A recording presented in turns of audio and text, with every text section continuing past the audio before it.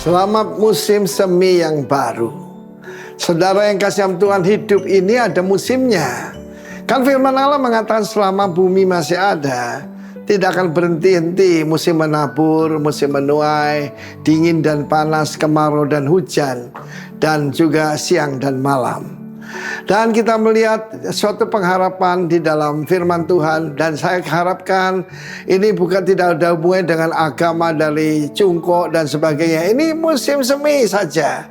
Kalau ada yang kumpul keluarga baik saja. Tidak ada hubungannya dengan penyembahan berhala, oke? Dan kita lihat dalam surat Rut. Kitab Rut menarik sekali. Ayat terakhir, demikian Naomi pulang kembali, return, bersama Rut perempuan Moab. Ya, kalau sebut perempuan Moab sudah seperti nasibnya tentukan. Tapi dia memilih a good decision to follow ibu mertuanya, ya, yang kembali dan mereka nyampe ke Bethlehem. Jadi kalau kembali jangan tanggung-tanggung, ya, jangan setengah jalan. Harus sampai ke Bethlehem, persekutuan dengan Tuhan. Perhatikan ini, permulaan musim menuai jelai. Apa itu? Springtime. Kita tahu barley harvest itu dulu baru kemudian wheat, yaitu gandum. Tetapi pengharapannya dalam pasal 2 ayat 1. Naomi mempunyai seorang sanak dari pihak suaminya, seorang yang kaya raya dari kaum Elimelek, namanya Boaz. Firman Tuhan berkata, Gibor Israel, luar biasa. Bukan cuma perkasa, tetapi karakternya luar biasa. Dan dia gambaran pada Kristus. Dia keturunan Yehuda. Ayahnya Salmon menikah dengan Rahab, seperti kita tahu. Dan kemudian dari pernikahan daripada Rut ini bukan lagi perempuan Moab, tetapi kuncinya di sana, saudaraku, permulaan musim menuai jelai. Dan saya berdoa untuk semua warga kerajaan, apa yang pernah hilang dari dirimu, seperti pada Naomi dan Rut, Tuhan itu tetap sama. Dia adalah ada suami dari para janda dan bapak dari anak yatim. Dan kita melihat bagaimana di dalam firman Tuhan ini, mulainya musim menuai jelai. Akan ada musim baru buat Anda, musim menuai yang baru di dalam kehidupanmu, di dalam hubunganmu dengan Tuhan, di dalam pelayananmu, semuanya akan terjadi. Tapi kuncinya itu tadi, return, kembali. Kalau kembali pada Tuhan 180 derajat. Ingat ya, bukan 360 derajat loh. 180 derajat dan sampai ke Bethlehem, sampai dengan encounter, sampai dengan persekutuan dengan Tuhan. Boaz adalah gambaran daripada Kristus. Dan kita lihat bagaimana di ladang daripada Boaz, Rut mulai dengan memungut jelai, dengan rajin, dengan minta berkat dari orang tuanya. Dan kemudian this is a very wonderful story, menikah dengan Boaz dan menurunkan David. Dari Obed, Isai, David. Dan kalau kita lihat, Tuhan itu yang memegang perjanjian, kita yang justru harus keep that covenant. Karena Tuhan selalu setia, manusia belum tentu setia. Perhatikan baik-baik, jangan takut dengan ramalan yang buruk-buruk segala macam. Tuhan tahu rencana Tuhan dengan hidup kita, amen. Orang lain bilang, wah tahun ini saya akan rugi, tahun ini saya akan gagal. Jangan percaya itu. Tuhan kita sanggup memberkati melalui Boaz, yaitu Kristus. Tuhan memberkati kita semua. Sekali lagi, selamat masuk dalam musim semi yang baru. Tuhan memberkati. Amin. Shalom umat Tuhan. Shalom, saya undang semua untuk bangkit berdiri. Boleh senggol kanan kirinya, ayo bersuka cita. Bapak Ibu hari ini bersuka cita semuanya, amin. Haleluya. Mari kita sama-sama berdoa. Tuhan, kami mengucap syukur untuk ibadah pada pagi hari ini. Kami boleh bersyukur bahwa kami ada di tempat ini, boleh memuji dan memuliakan nama-Mu. Kami ingin bersuka cita, ingin lebih semangat lagi. Sama-sama yang bersemangat, sama-sama katakan amin. Haleluya.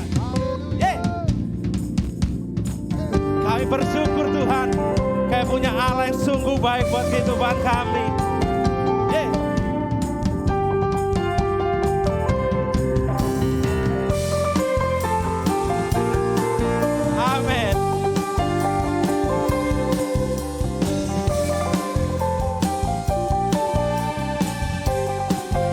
Mari sama-sama katakan, segala puji syukur hanya bagi-Mu Tuhan. Sebab Kau yang layak dipuja. Kami mau bersorak, tinggikan namamu. Haleluya.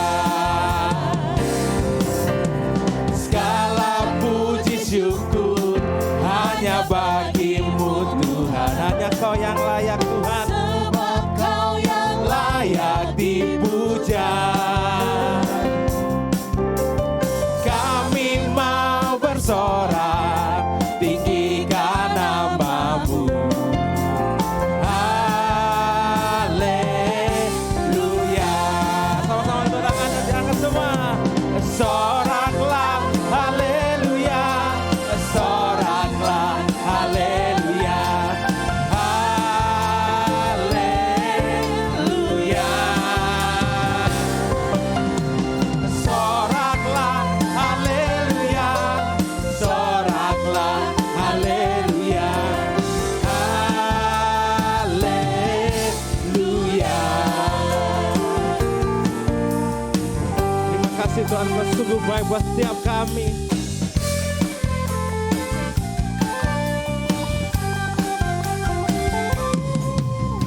Segala puji syukur hanya bagimu Tuhan. Sebab Kau yang layak dipuja. Kami mau bersorak, tinggikan namamu. Haleluya. Lebih sorak lagi. Soraklah, haleluya. Soraklah, haleluya. Haleluya. Amin. Soraklah, haleluya. Soraklah, haleluya. Haleluya.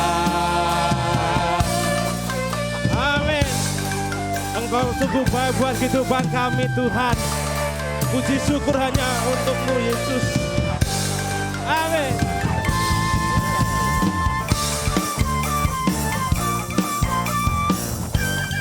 Bapak Ibu, ini kan karena lagunya nuansanya Imlek ya.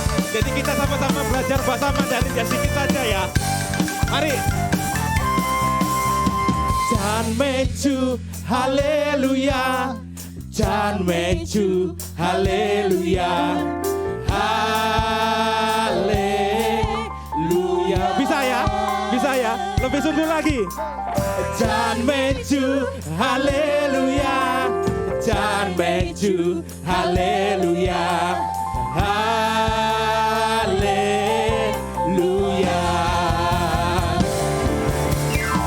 Jan Meju, haleluya. Jan Meju, haleluya. Haleluya. Jan Meju, haleluya. Jan Meju, haleluya.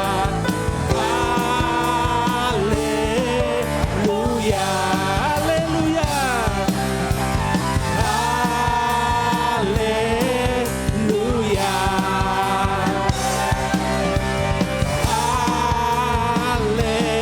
Haleluya.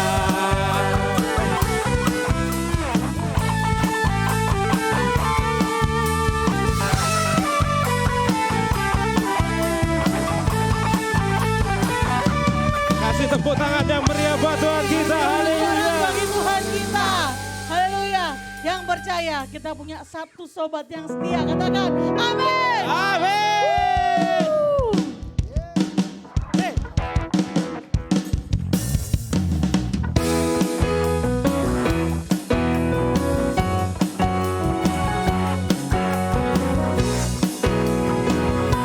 Mari Bapak Ibu sama-sama kita nyanyikan. Ada Satu sobatku yang setia, tak pernah dia tinggalkan diri.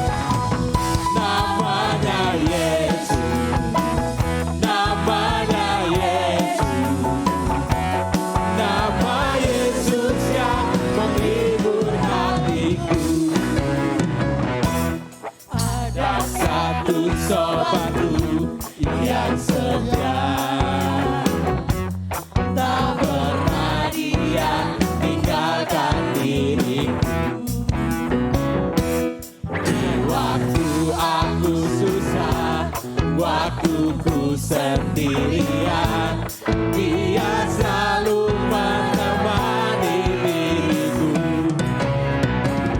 Namanya Yesus, namanya Yesus, nama Yesus yang menghibur hatiku. Namanya Yesus, namanya Yesus, nama Yesus yang menghibur hatiku. Namanya Yesus, namanya Yesus, nama Yesus yang menghibur hatiku.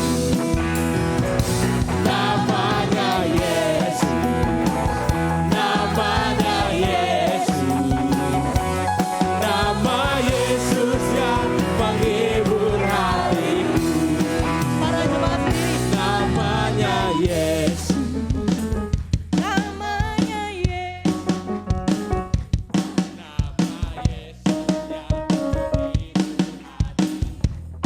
Lebih kencang lagi Bapak Ibu.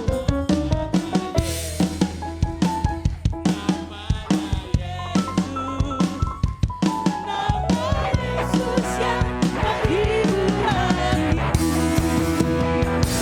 namanya Yesus, Sampai katakan namanya Yesus, nama Yesus yang menghibur hatiku.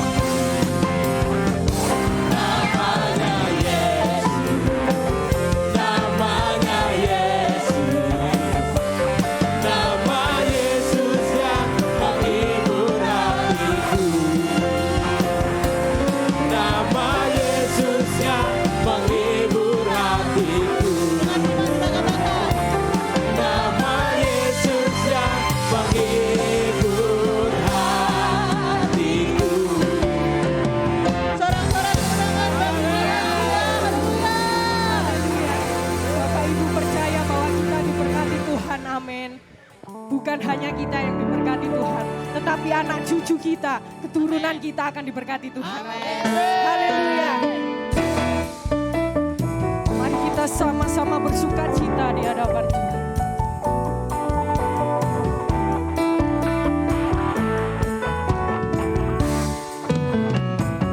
Begitu besar kasih Allah pada kita. Berkatilah anak cucu kita di mana-mana. Tuhan mengubah miskin dan menjadikan kaya.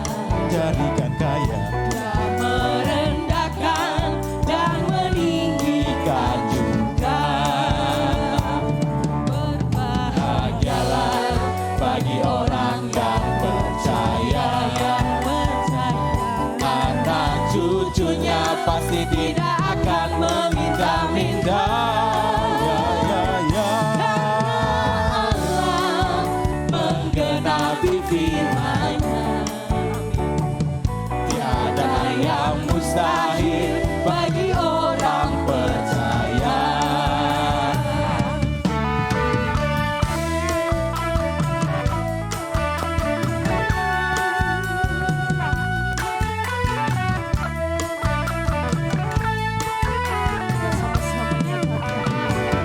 Begitu besar kasih Allah pada kita. berkatilah anak cucu kita di mana-mana. Tuhan Mengubah miskin dan menjadikan kaya. merendahkan dan meninggikan juga. Berbahagialah bagi orang yang percaya. Anak cucunya pasti tidak akan meminta-minta. Ya, ya, ya. Allah menggenapi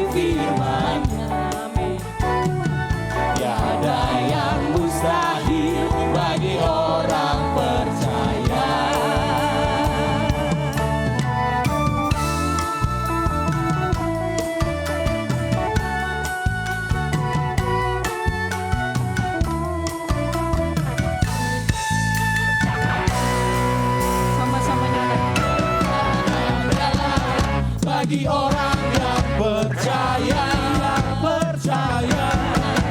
cucunya pasti tidak akan meminta-minta.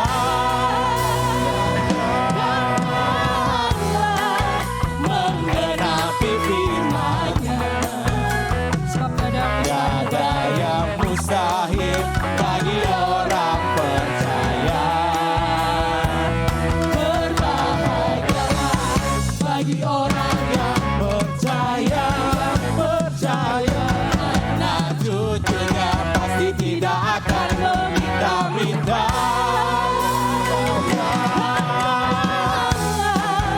Menggenapi firman-Nya, tiada yang mustahil bagi orang percaya. sebab tiada yang mustahil. Tiada yang mustahil bagi orang percaya. Tiada yang mustahil bagi orang percaya.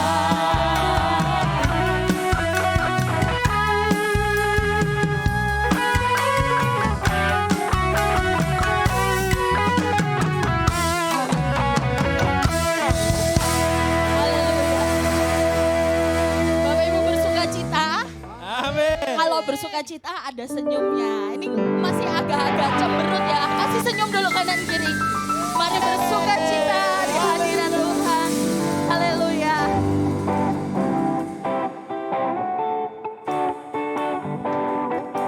Yuk sama-sama tepuk tangannya.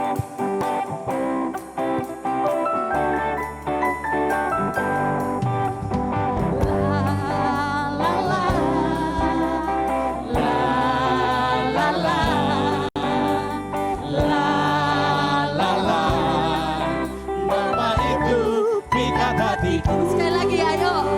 La la la. La la la. La la la. Nama itu pikat hatiku. Yesus, Katakan Yesus. Yesus, Yesus. Nama itu pikat hatiku.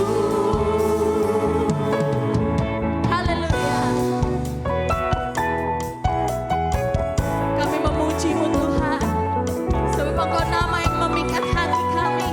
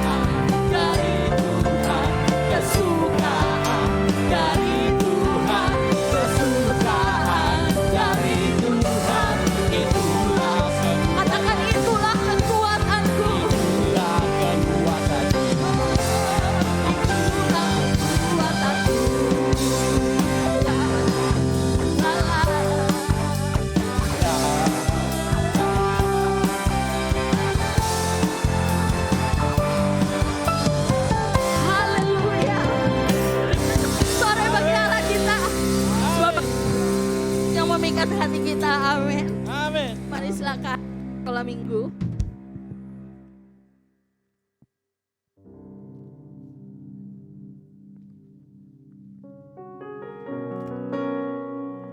Ya, silakan para pendampingnya, orang tuanya mungkin silakan.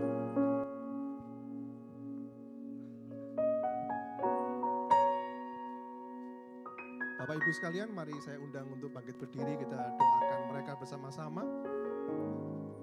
Kita arahkan tangan kita kepada mereka, kita lepaskan berkat untuk mereka dan kita doakan mereka. Bapa di surga, kami mengucap syukur pada pagi hari ini Kau kumpulkan kami. Pada pagi hari ini juga kami bersama-sama anak-anak yang ada pada kami. Kami percaya Tuhan menyediakan berkat yang begitu berlimpah kepada mereka. Rencana yang indah telah Kau tetapkan bagi mereka. Sehingga Tuhan, oleh karena pertolongan Tuhan, oleh karena campur tangan Tuhan, oleh karena perkenanan Tuhan, mereka terus bertumbuh, berkembang, baik secara fisik maupun secara mental mereka. Sehingga mereka boleh mengiring Tuhan, sehingga mereka boleh bertumbuh, baik secara rohani, jiwani, jasmani maupun kehidupan materi mereka. Tuhan, kami melepaskan berkat atas mereka. Kau berikan hikmat selalu kepada mereka, tambah-tambahkan kepandaian kepada mereka. Tambah-tambahkan pengetahuan kepada mereka, terutama pengetahuan akan iman mereka kepadamu Tuhan. Sehingga secara karakter mereka boleh menyenangkan hati Tuhan. Dan boleh jadi berkat bagi banyak orang untuk hormat dan kemuliaan nama-Mu Tuhan. Terima kasih Tuhan. Kami juga mendoakan kedua orang tua mereka, Kau berkati mereka. Dalam setiap bimbingan, dalam setiap kehidupan kedua orang tuanya supaya jadi teladan yang boleh menguatkan anak-anak kami ini Tuhan. Terima kasih Tuhan Yesus. Kami ucap syukur atas semuanya. Dan juga terlebih kami juga mendoakan untuk guru-guru sekolah minggu, supaya mereka boleh Tuhan berikan hikmat, supaya mereka boleh menaburkan iman yang benar di hadapan mereka, supaya mereka boleh bertumbuh secara rohani. Terima kasih Bapa di surga, kami percayakan semua ke dalam tangan kuasa-Mu. Biar Tuhan sendiri yang akan menguatkan mereka, yang akan meneguhkan mereka, mempertumbuhkan keimanan mereka, sehingga menyenangkan hati Tuhan. Terima kasih Bapa di surga. Kami mengucap syukur atas semuanya. Kami alaskan ucapan syukur dan doa ini hanya di dalam nama Tuhan Yesus Kristus. Amin. Tuhan berkati. Silakan duduk Bapak Ibu. Haleluya. Di pagi hari ini kita juga diberikan kesempatan untuk memberikan persembahan untuk pembangunan. Mari sama-sama kita bersatu di dalam doa. Terima kasih Tuhan, kami bersyukur buat pagi hari ini Tuhan. Kami bersyukur buat segala berkat-Mu, pemeliharaan-Mu Tuhan sampai saat ini. Dan saat ini Tuhan, kami mau memberikan yang terbaik bagi-Mu Tuhan lewat persembahan kami Tuhan. Kami memberikan dengan sukacita, diberkati tangan-tangan yang telah memberkati bagi pembangunan tempat ini Tuhan. Di dalam nama Yesus, haleluya, amin. Persembahan bisa dijalankan.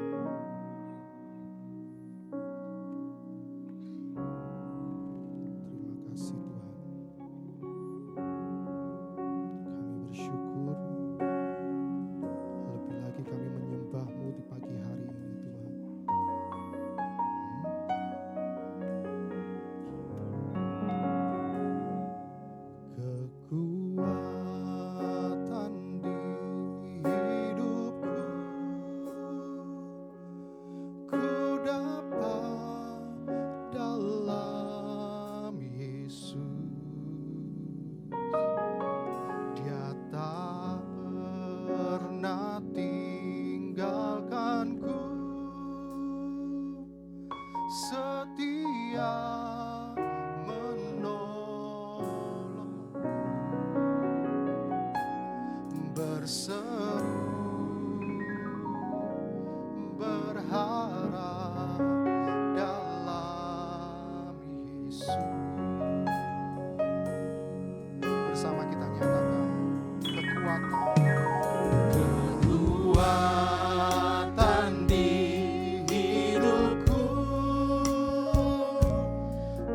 dapat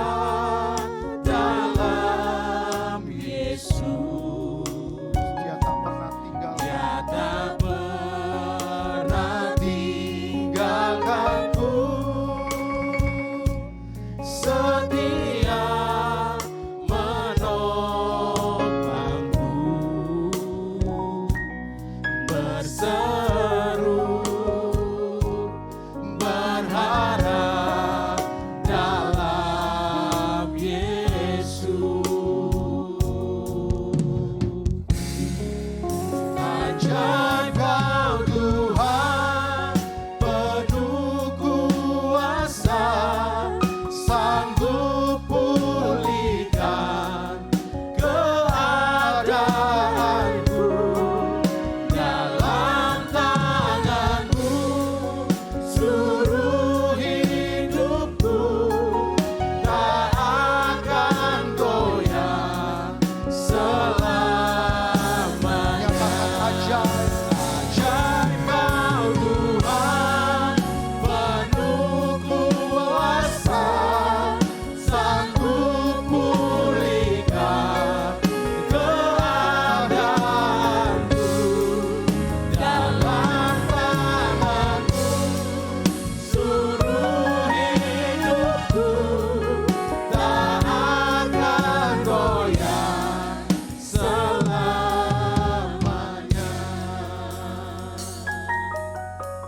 Kami tak akan goyah, Tuhan. Kekuatan di hidupku kami dapati dari-Mu, Tuhan. Dapat dalam Yesus, Dia tak pernah tinggalkanku, setia menopangku, berseru berharap dalam Yesus. Ajaib Kau Tuhan, penuh kuasa, sanggup pulihkan keadaanku. Dalam tangan-Mu hidup kami, seluruh hidupku tak akan goyah selamanya. Nyatakan yang ajaib Tuhan, penuh kuasa, sanggup pulihkan keadaanku. Dalam tangan-Mu seluruh hidupku tak akan goyah selamanya.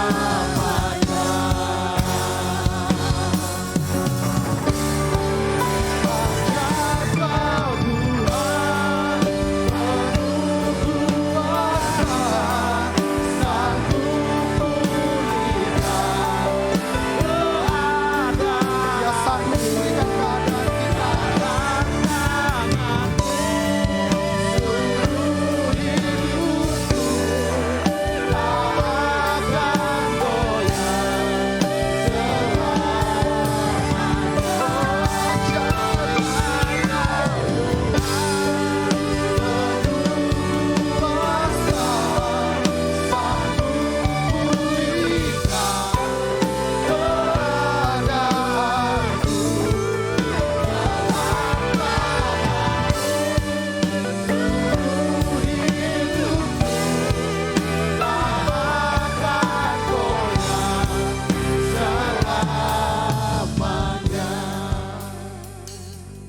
Di pagi hari ini kita mau mempercayakan hidup kita di dalam Yesus, sepenuhnya hanya pada Yesus, sebab Dia yang memberikan kita kemenangan, Dia memberikan kita keajaiban hari lepas hari. Percaya akan hal itu, sama-sama kita mengangkat tangan kita dan kita mau nyatakan ajaib Tuhan. Nyatakan bersama-sama.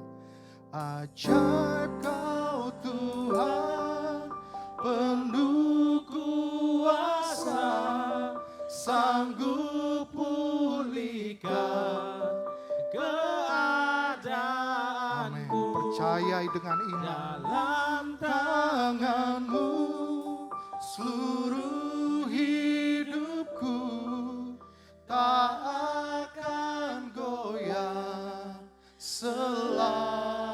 Sekali lagi nyatakan. katakan dengan segenap hati, ajaib Kau Tuhan, Penuhku Dia berkuasa sanggup pulihkan keadaanku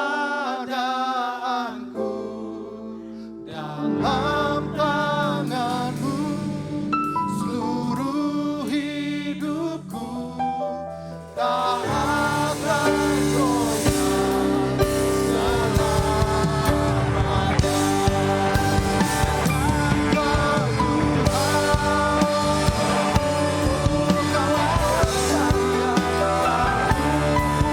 Dia sanggup pulihkan dalam tangan-Mu, seluruh hidupku tak akan goyah selamanya, tak akan goyah selamanya, tak akan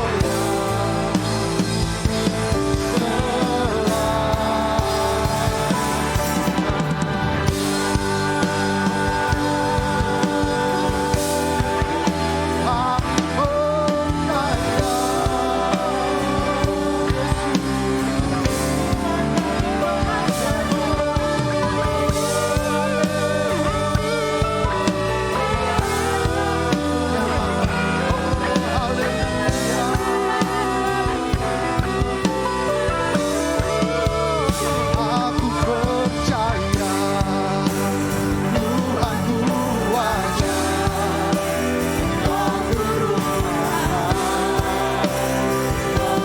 Kau percaya dengan iman. Aku percaya Tuhanku dahsyat, kami percaya. Aku percaya Tuhanku ajar,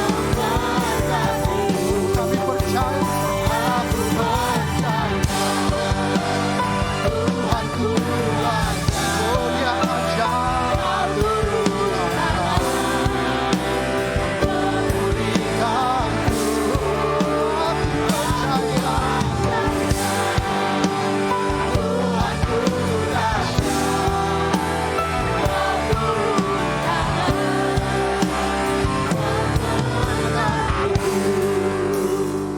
Aku percaya Tuhanku ajar, Kau turun tangan, memulihkanku.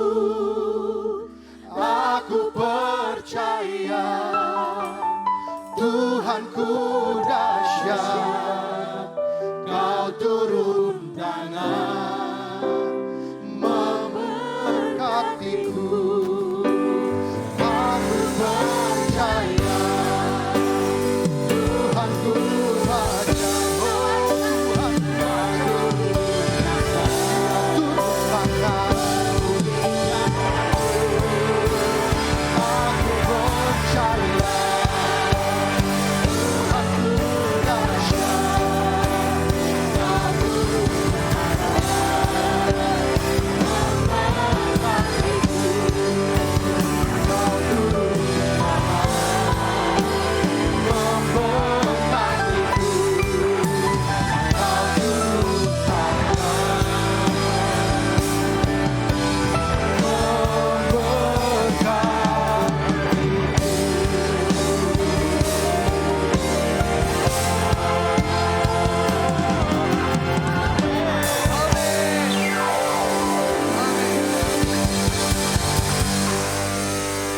Kami punya Tuhan yang dahsyat dalam hidup kami. Tidak hanya dahsyat tapi juga ajaib dalam hidup kami.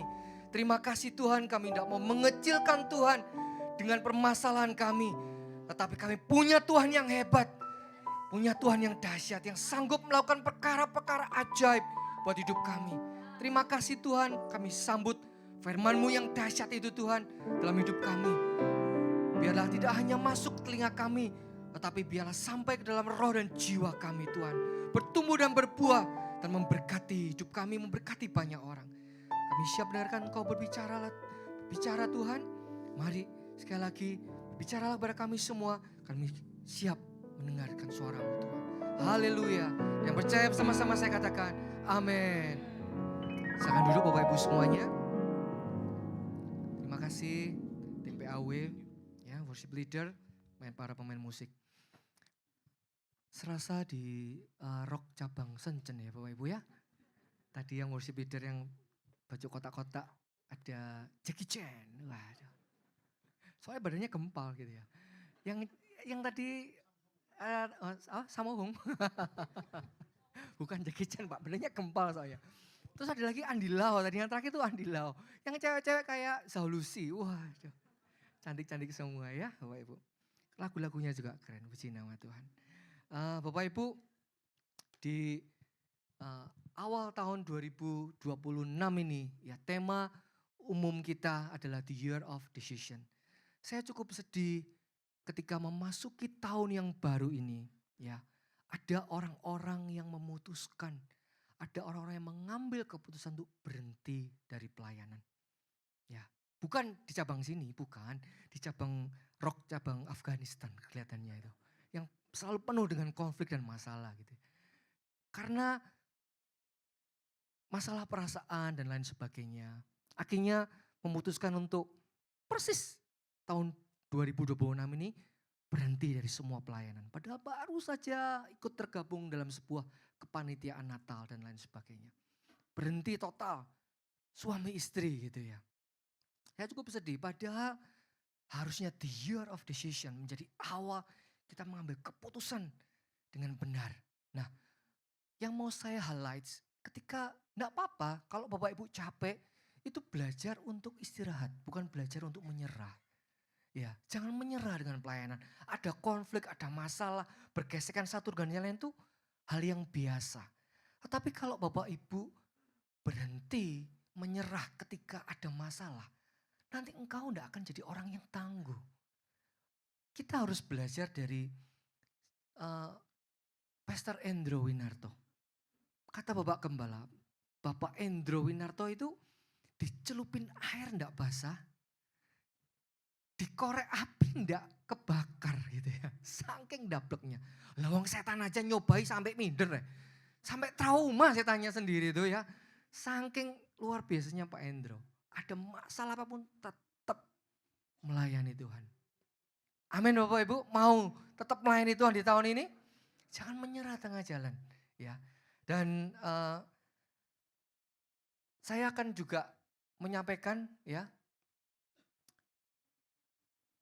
tentang, boleh slide yang kedua? Impactful decision ya.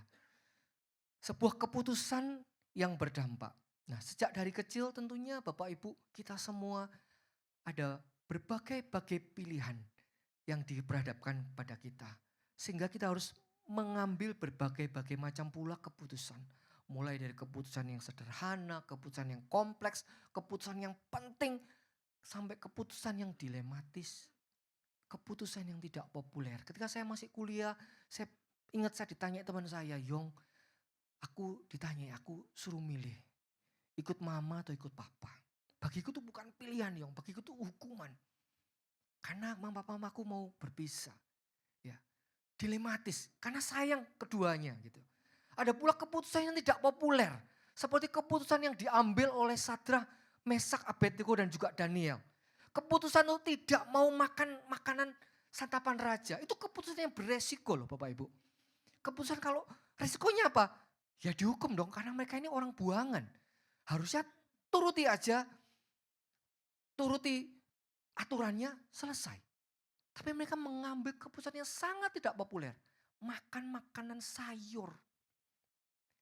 Tapi sekali lagi keputusan yang beresiko itu juga keputusan yang mengandung kemuliaan, mengandung mahkota.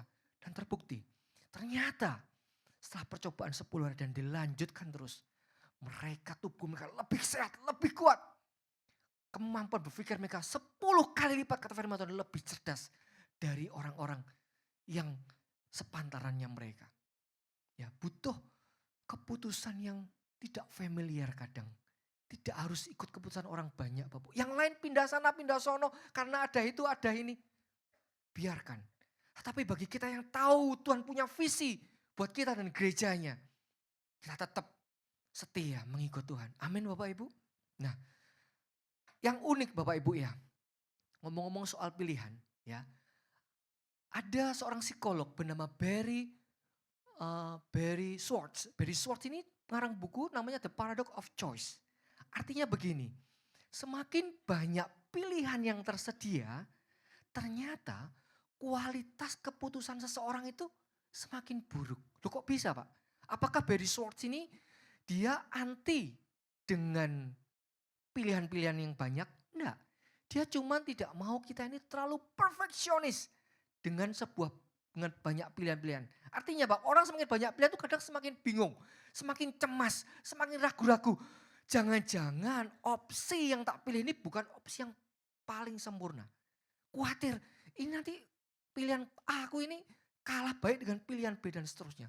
Jadi tambah bingung, akhirnya cenderung menunda. Kalau sudah menunda malah kadang cenderung berhenti tidak mau mengambil keputusan. Nah, lalu harus bagaimana Pak?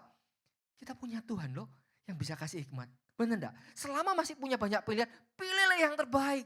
Kalau enggak punya pilihan Pak, lakukan yang terbaik. Amin. Nah Bapak Ibu, saya kebetulan masih punya anak yang kedua. Karena jaraknya jauh seperti yang saya pernah cerita, jaraknya 12 tahun dengan kokonya. Ya, namanya Everly. Si Everly ini sekarang umur 4 tahun. Sejak dari dia umur 3 tahun ya, kami biasakan untuk berani mengambil keputusan atas pilihannya. Berani memilih, intinya begitu. Bukan saya, tepatnya mamanya sih ya. Ngasih pilihan, mau ini atau mau ini gitu ya. Memang awalnya dia memilih hanya berdasarkan emotional based. Suka, enggak suka, cantik, enggak cantik, menarik, enggak menarik gitu aja. Tapi lama-kelamaan dia bisa membedakan berdasarkan situational based. Oh kalau mau tidur itu pakai baju ini dan ini ya. Kalau mau pergi gereja pakai ini. Kalau mau pergi ke pesta pakai baju ini. Sudah mulai ngerti. Apa sih tujuannya? Someday kami orang tuanya enggak bisa nemenin dia terus Bapak Ibu. Suatu kali dia akan sendiri. Bahkan mungkin sendirian. Cuman dia pilihannya dan Tuhan. Dan pada titik itu kalau dia tidak terbiasa berani mengambil keputusan. Apapun itu konsekuensinya. Dia nanti akan dipilihkan pilihannya oleh orang lain.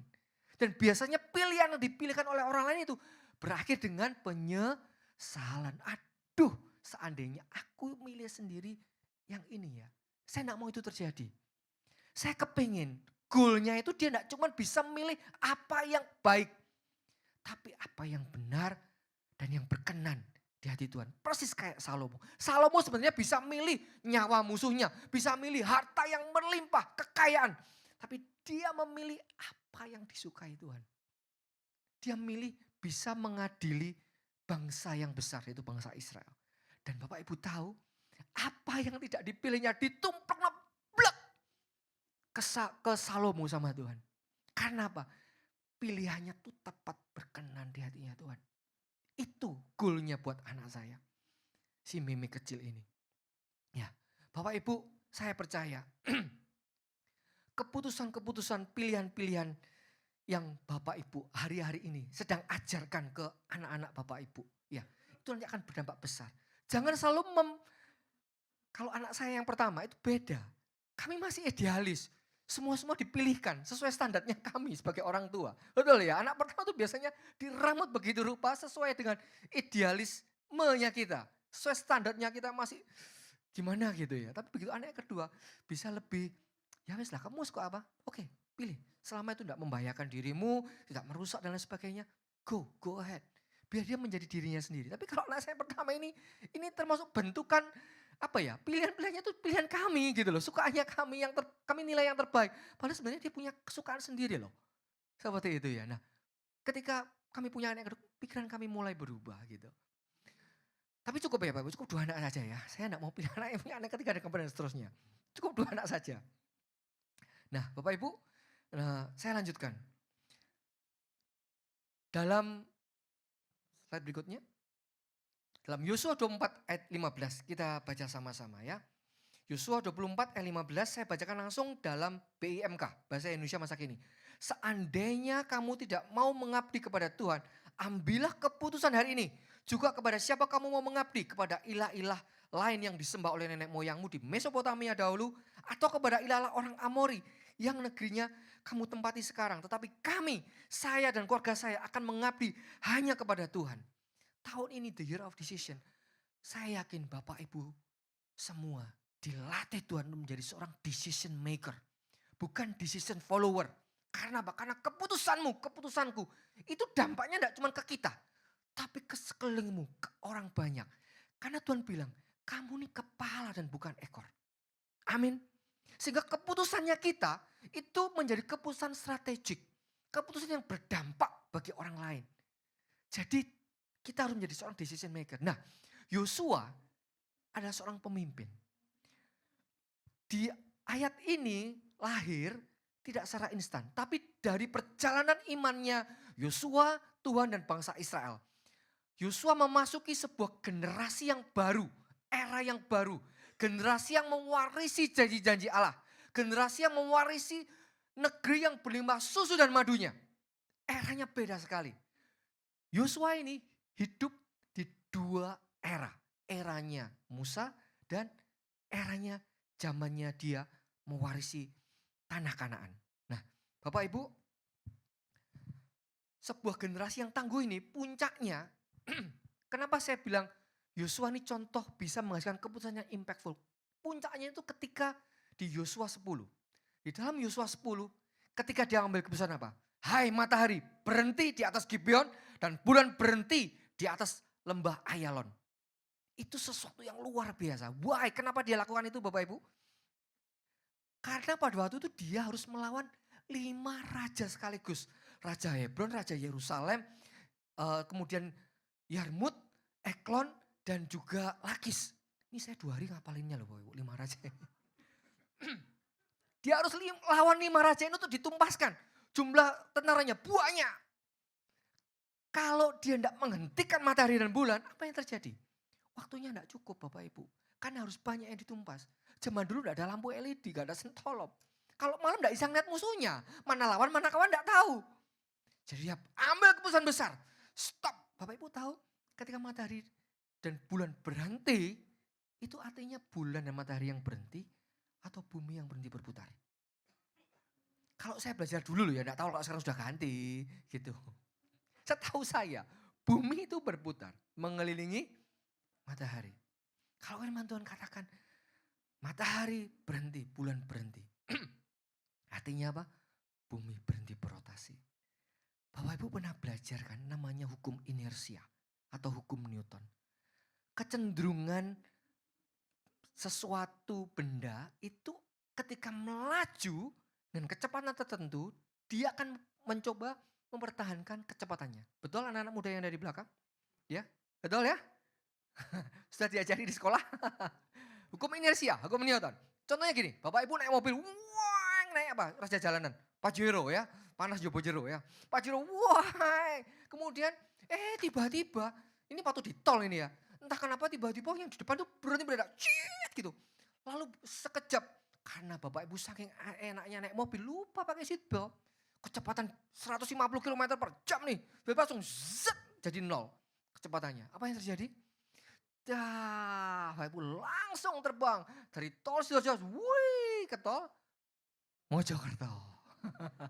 Kenapa? Karena itu tadi hukum inersia. Benda yang melaju cenderung akan terus melaju selama nggak ada hambatan. Nah, bumi ini berputar, tahu kecepatannya berapa Bapak Ibu? 1670 kilometer per jam.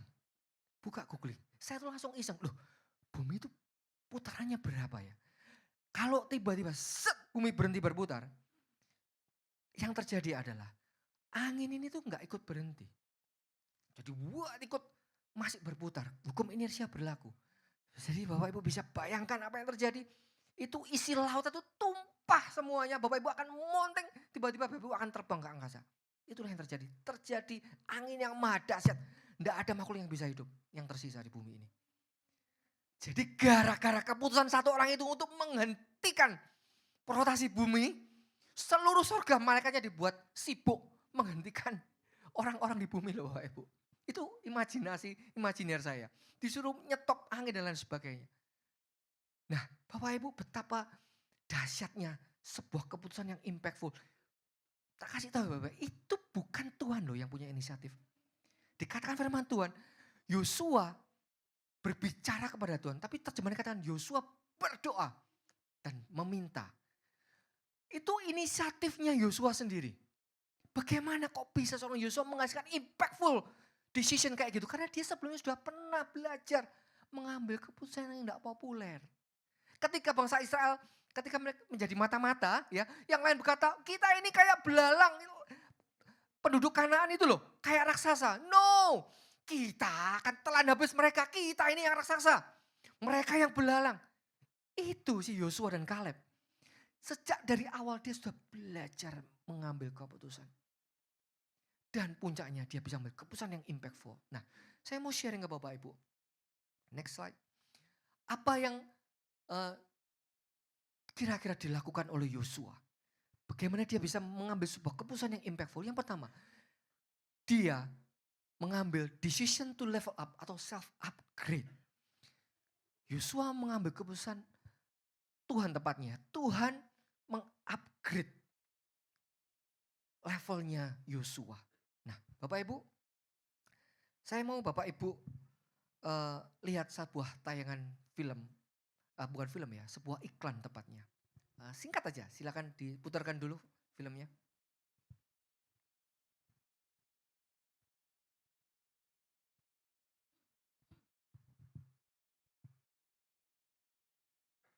Hello, I'd like to order french fries, a burger, and a milkshake.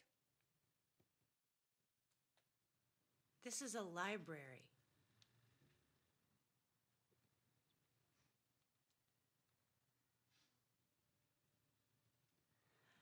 I'd like to order french fries, a burger, and a milkshake.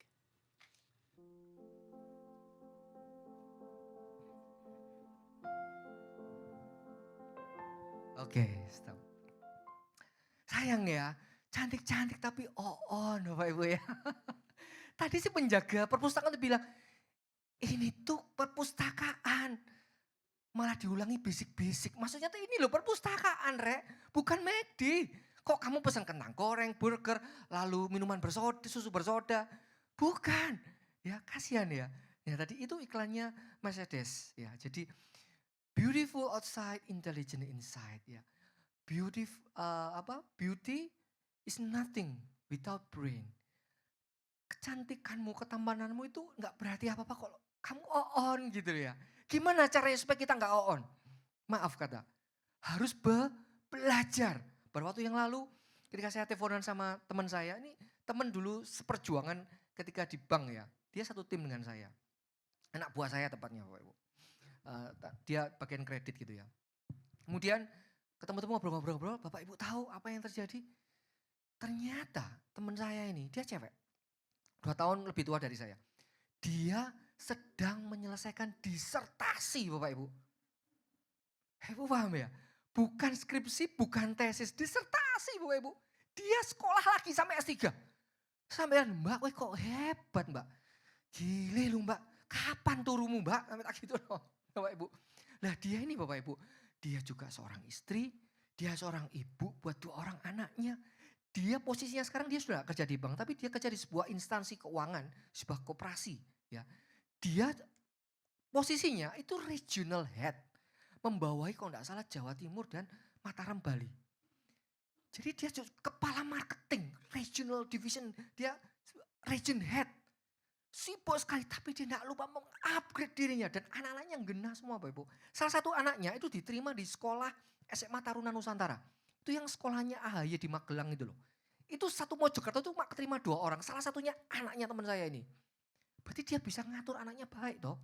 Nggak cuma sukses di karir, nggak sukses sebagai istri, rumah tangganya baik-baik saja. Beberapa kali tahu. Dia selama kurang lebih berapa ya, 5 tahun, 6 tahunan. Jadi satu tim dengan, jadi saya tahu kenal baik dengan suaminya. Gitu, diterap badai kayak apapun, bertahan dengan suami yang sama. Ya Bapak Ibu. Anak-anaknya itu baik. Bukan anak Tuhan loh Bapak Ibu. Ini tetangga sebelah loh Bapak Ibu.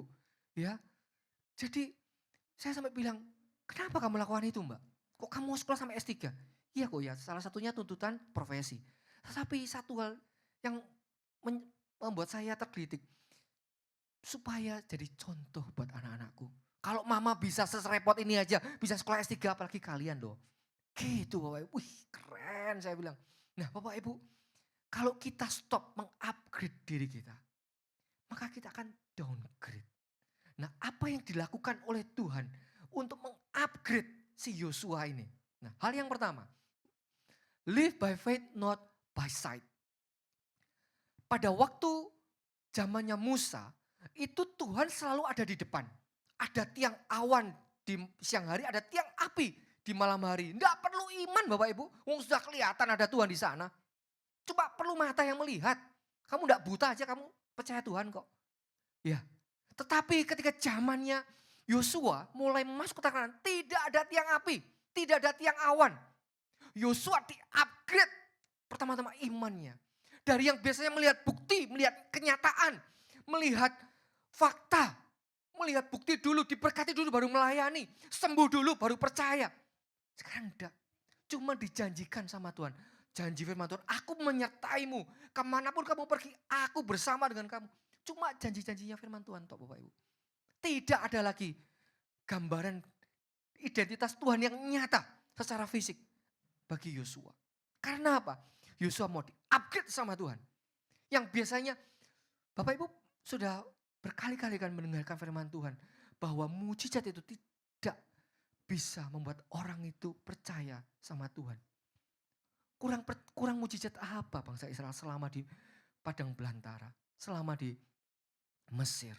Tapi itu tidak membuat mereka cukup percaya sama Tuhan. Bolak-balik ngeresulullah sama Tuhan. Bolak-balik mau kembali ke Mesir untuk menyembah Baal.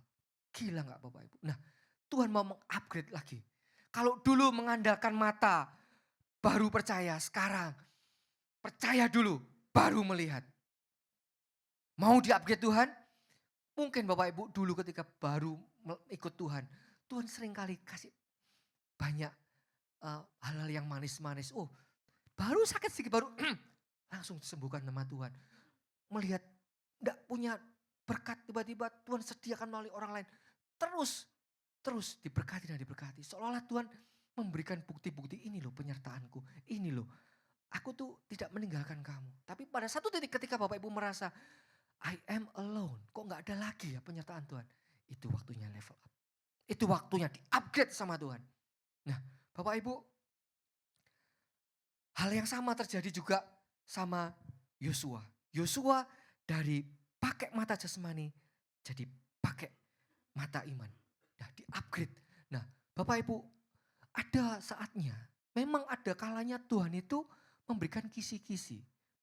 Pernyataan-pernyataan. Kemarin pada waktu di Komsel ada satu yang cerita bahwa ketika di Komsel tiba-tiba ada seseorang tuh ngomong sama anggota Komselnya, Bu, Tuhan ngomong sama saya bahwa ibu akan diuji. Bulan ini adalah the year of testing ya. The valley of testing. Ibu akan terima ujian, tapi Tuhan bilang, jangan menyerah karena Tuhan tidak akan meninggalkanmu. Dan tidak terjadi apa-apa, sampai 2 tahun kemudian ternyata ibu itu kena kanker Bapak Ibu. Dan dia hampir menyerah ketika harus di kemo. Hampir menyerah, tapi sekali lagi ketika dia ada di dalam komunitas yang benar, dia dikuatkan, ingat janji firman Tuhan. Tuhan tidak akan tinggalkan kamu loh. Kalau kamu lolos dari sini, kamu akan dapat sesuatu kata Tuhan. Dan betul Bapak Ibu, ibu ini dapat remisi. Harusnya misalkan 10 kali di kemo gitu ya. Baru kemo ke-4 atau ke-5, sembuh dinyatakan bersih kankernya. Dan dia dari rambutnya panjang segini, itu kanker payudara, rambut panjang segini, gundul semuanya. Dan ketika sembuh Bapak Ibu tahu, dia bilang gini, saya tuh pengen punya rambut yang ikal. Ketika sembuh rambutnya tumbuh lagi, jadi bergelombang Bapak Ibu. Itu hadiah dari Tuhan. Saya ngomong, wih beneran kayak gitu. Kebetulan yang cerita ini adalah cece saya di Komsel kemarin itu. Jadi wow keren gitu ya. Kadang Tuhan tuh kasih kisi-kisinya. Ya seperti kasih kisi-kisi ke Abraham. Aku tuh mau menghancurkan Sodom dan Gomora. Tapi Bapak Ibu ada saatnya Tuhan kayak berdiam diri. Tidak ngasih clue apa-apa. Berarti saatnya kamu di level up. Just believe. Ada dream interpreter. Dream translator. Tokoh Alkitab. Namanya siapa? Yusuf. Ada lagi yang lebih hebat. Daniel. Ketika Yusuf sehebat itu, dia bisa menerjemahkan mimpinya Raja Firaun ya. Raja Firaun di Mesir.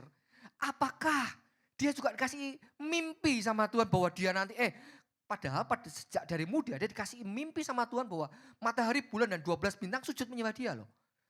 Tetapi tidak diceritakan firman Tuhan, dia dikasih kisi-kisi, kasih clue bahwa Yusuf nanti akan dijual jadi budak, lalu akan difitnah oleh istri Potifar, lalu dia dijadikan tahanan pun dilupakan sama orang yang pernah dia tolong. Nggak dikasih clue sama Tuhan.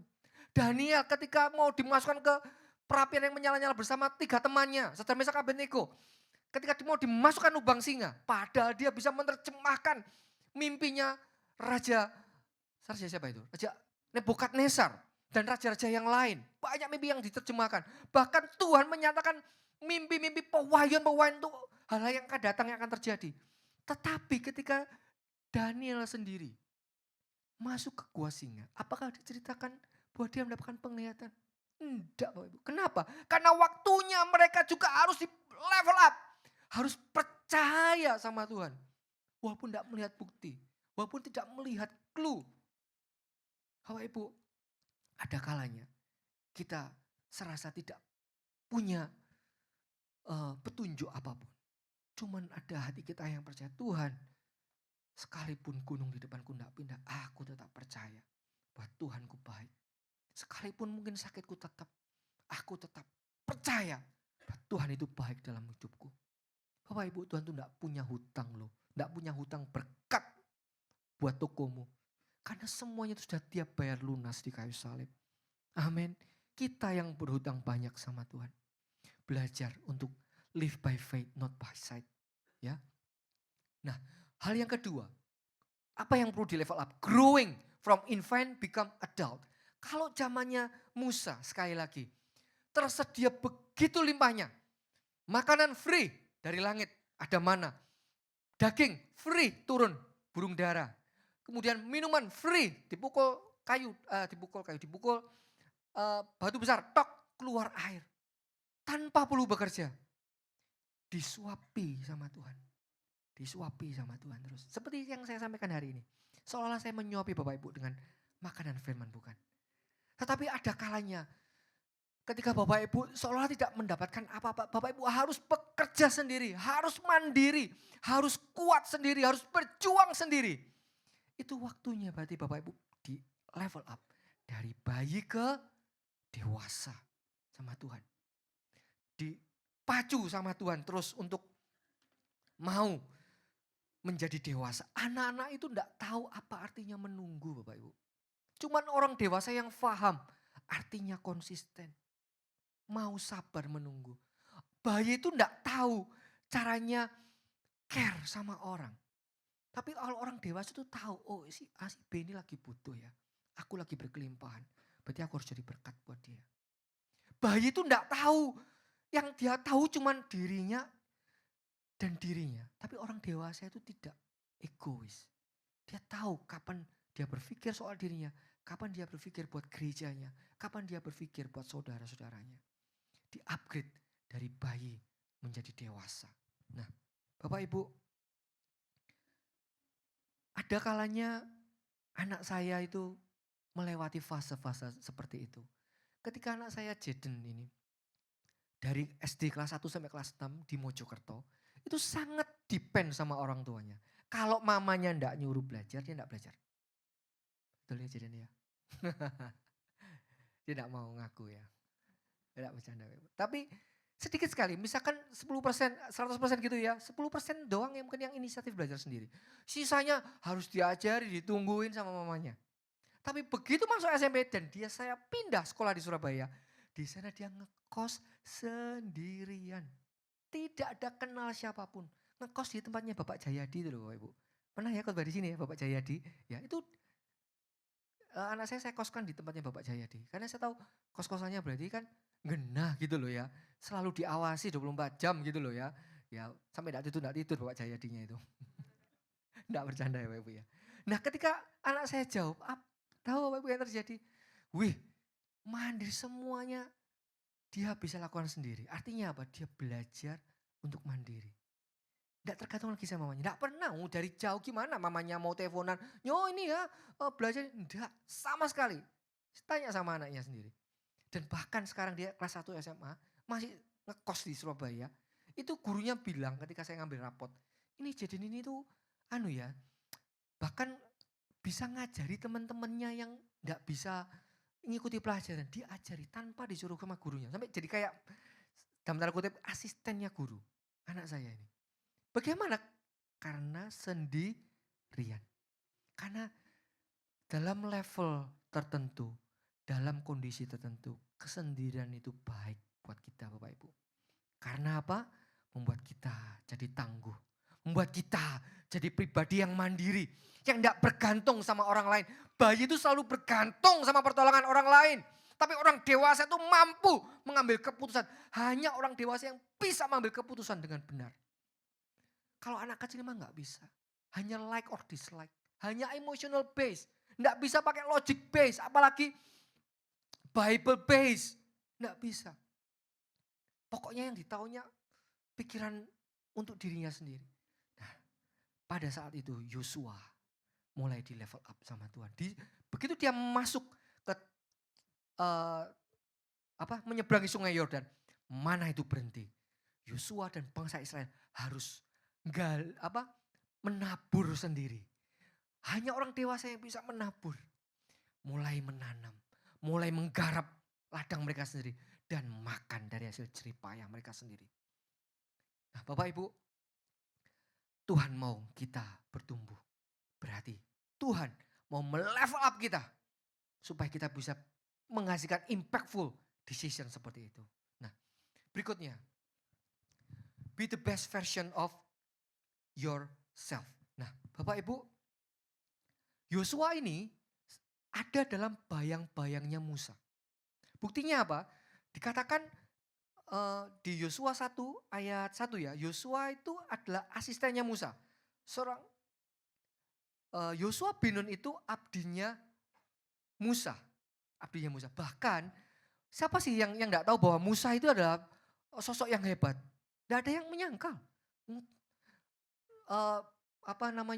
Mujizat-mujizat di Mesir dan sebagainya tidak menyangkal. Dia sosok nabi yang hebat. Tetapi karena kehebatan Musa itu membuat Yosua awal-awal itu minder. Buktinya apa? Ketika dia ngomong sama orang Israel ya, Bapak Ibu nanti bisa baca di Yosua 1 ayat 13, dia bilang gini, ingatlah kepada perkataan yang dipesankan Musa, hamba Tuhan itu kepadamu. Dia masih mencatut namanya Musa Bapak Ibu. Kenapa sih firman Tuhan ngomong, kok udah langsung disampaikan aja, ini kata Tuhan ya, kamu harus nurut apa kata firman Tuhan. Kenapa tidak langsung gitu aja? Masih nyopot identitasnya Musa. Dia tidak confident Bapak Ibu. Selalu dalam bayang-bayang kehebatan Musa. Dan parahnya lagi, orang Israel pun juga menuntut hal yang sama. Di Yosua 1 ayat yang ke 17 dikatakan, sama seperti kami mendengarkan perintah Musa, demikianlah kami akan mendengarkan perintahmu. Hanya Tuhan Allahmu kiranya menyertai engkau seperti ia menyertai Musa. Jadi bangsa Israel pun menuntut hal yang sama loh. Kamu minimal levelmu tuh harus kayak Musa loh ya. Dibanding-banding. Siapa yang suka banding-bandingin? Hamba Tuhan itu loh enak lekot barek. Pak Endro tuh loh khotbah itu mesti anak guyonan. Gak kayak hamba Tuhan itu rek. Ya serius terus kau anak guyonan blas. Sampai ngantuk aku. Bapak Ibu stop membanding-bandingkan. Stop membanding-bandingkan hamba Tuhan. Karena setiap hamba Tuhan tuh dikasih sama Tuhan. Hikmat sendiri, dikasih firman Tuhan sendiri. Dan bahkan saya pun ketika saya menyampaikan. Suami istri itu bisa dapatnya beda. Ya itulah kehebatannya Tuhan. Pewahyuannya Tuhan itu beda-beda dari tiap-tiap hamba Tuhan. Unik, tidak bisa sama semua. Kalau sama semua kayak robot Bapak Ibu. Ya, di template copy paste gitu aja Bapak Ibu. Saya tidak akan bisa jadi sama kayak Pak Endro. Ompeng, tidak bisa. Sebaliknya sama mereka juga tidak bisa kayak saya. Karena setiap kita itu unik. Nah, Yosua dilatih begitu sama Tuhan. Melalui apa Bapak Ibu? Nah, dulu Yosua itu mengintai bersama 12 orang. Zamannya dia, berapa? Kalau dia mengintai tanah Kanaan? 2 orang. Nyuruh cuma 2 orang. Kalau dulu rame-rame, ayo sini kumpul tiap-tiap suku. Kirim 1 perwakilan. Nah rame-rame, oke langsung berangkat. Enggak. Pada waktu kapan? Malam hari. Nyuruh 2 orang ke sana. Karena apa? Semakin banyak orang, semakin banyak cocot. Maaf ya Bapak Ibu ya. Agak kasar ya Bapak Ibu ya. Semakin banyak orang, semakin banyak komentar. Banyak pemikiran. Enggak salah sih. Cuman terkadang itu tadi loh. Banyak pemikiran itu belum tentu benar. Dan dia kirim cuma 2 orang. Dia stop menjadi seperti Musa. Dia menjadi seperti apa adanya dia sendiri. Ya, the best versionnya. Dan bukan cuma itu. Apalagi, nah zamannya Musa, firman Tuhan ditulis di 2 loh batu. Dan itu berhasil dipecahkan oleh Musa. Tapi di zamannya Yosua, firman Tuhan ditulis di mana Bapak Ibu? Di loh hatinya Yosua. Buktinya apa? Yosua 1 ayat depan dikatakan, janganlah engkau lupa memperkatakan kitab Taurat itu siang dan malam. Ya, supaya engkau bertindak hati-hati dengan segala yang tertulis di dalamnya. Sebab dengan demikian perjalananmu akan berhasil dan engkau akan beruntung. Renungkanlah itu siang dan malam. Artinya apa? Tidak tertulis. Firmannya dari logos menjadi rema dalam dirinya Yosua. Itu yang membuat dia bisa menjadi dirinya sendiri. Bapak Ibu, belajar. Saya senang Bapak Ibu. Siapa yang masuk dalam grup baca firman Tuhan setahun? Puji Tuhan. Wih, ada yang diangkat? Angkat tangan boleh? Puji Tuhan, tapi masih banyak yang enggak diangkat tangannya. Entah itu Bapak Ibu malu, males, atau Pak, ngapain sih harus keluar-keluar, wis gitu ya. Biar cuma saya sama Tuhan aja yang tahu loh. Gitu. Enggak apa-apa Bapak Ibu, saya senang. Tapi jangan cuma sekedar menggugurkan kewajiban ya. Kalau baca firman ya. Kan malu Pak nanti kalau aku enggak sekedar ngeklik sudah baca. Wah aku di pelayanan mimbar ya Pak, mosok belum baca firman. Kalau cuma itu cuma jadi logos Bapak Ibu. No, harus level up. Dari yang kayak versinya Musa jadi versinya Yosua. Level up. Dari logos menjadi rema. Firman itu harus hidup dan dihidupi. Dan betul, firman itu menjadi hidup dalam dirinya Yosua. Dia powerful bukan karena tongkat. Tapi karena perkataannya. Hai matahari berhenti. Itu perkataan yang powerful Bapak Ibu. Kalau firman Tuhan gak ada dalam dirinya. Tidak ada daya cipta. Tidak ada daya kuasa ke sana. Amin Bapak Ibu. Nah. Apalagi Yosua berperang melawan 31 raja. Zamannya Musa cuma mengalahkan 2 raja. Makanya tidak heran dari awal Tuhan bilang. Hei Yosua kuatkanlah dan teguhkanlah hatimu. Karena Tuhan tahu sebentar lagi Yosua akan berperang melawan banyak raja-raja. Kalau kamu di level up sama Tuhan, kamu perangnya tambah banyak. Tapi jangan lupa ya, perang tambah banyak itu berarti akan tambah banyak kemenangan. Amin. Yosua kemenangannya juga tambah banyak. Tidak cuma 2 kemenangan, tapi 31 kemenangan. 31 raja-raja berhasil dikalahkan oleh Yosua. Puncaknya, Yosua tidak lagi disebut sebagai abdi Musa. Tetapi disebut apa? Ya, di Yosua 24 ayat 29 dikatakan, dan sudah peristiwa-peristiwa ini, maka matilah Yosua bin Nun, hamba Tuhan itu.